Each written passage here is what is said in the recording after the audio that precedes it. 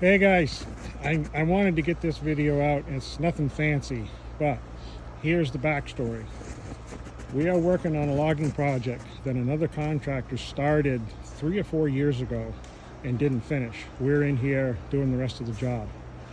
And what I noticed right off when I was walking the job earlier this fall, I was looking at the stumps that were cut. Here, they're felled chainsaws. And I was really impressed with the precisionness of whoever was doing the cutting. The hinge wood, it was like they were cutting it with like a machinist. The hinge was perfectly uniform.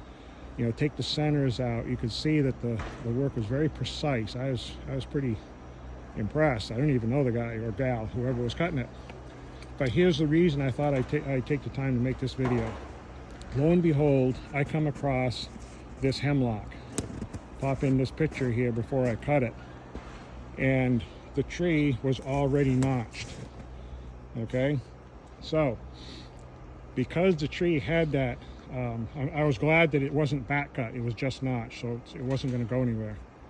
But it had a heavy back lean downhill, down into a whole lot of other trees, and for whatever reason, who knows, they didn't finish falling the tree. So I went up high and dropped it off sideways, and it worked great for me. But why the video? Here we go. If you've taken the saw training, the GOL training with me, I hope you caught on. I usually mention it, is that the training, I have three goals. One is to work as safely as possible. Okay, we don't want to get hurt. A second would be do good quality work, right? The third is work efficiently. Here's the reason for this video. What I saw is a big hemlock, okay, that's a 30-incher, notched with what I would call the textbook, as I've seen it taught over and over, and I get so frustrated with this really high cut from the top, open angle, okay? This big hemlock is falling uphill, and it's hemlock. That hinge is brittle. There is no reason to make such a tall cut on that first notch. So here,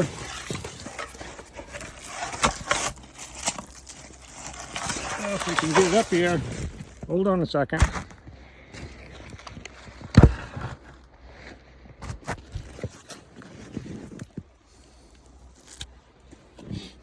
There's the notch piece I found laying on the ground, okay?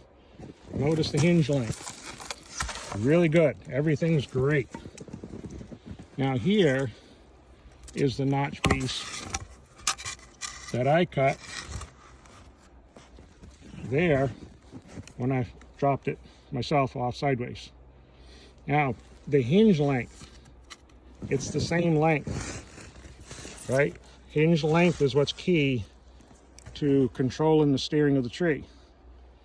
But notice the smaller piece. So I accomplished the same thing, the same hinge length, with, I would guess, less than half, maybe even a third of the cutting time it took to make that notch. So my point is, we can work very precisely and be safe, no doubt about it. But when I saw this, it told me that whoever was doing the cutting didn't quite get that concept of don't waste time.